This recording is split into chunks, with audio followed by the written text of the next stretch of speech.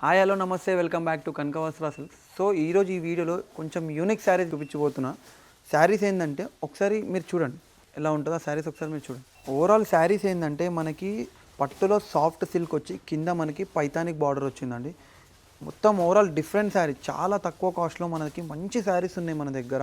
ఒకసారి చూడండి, బార్డర్ కానీ శారీ కానీ చిన్న చిన్న బూటీస్ వచ్చి సాఫ్ట్ సిల్క్, పట్టులో సాఫ్ట్ సిల్క్ అండి. ఒక శారీ ఓపెన్ చేసి చూద్దాం మనం ఎలా ఉంటుందో.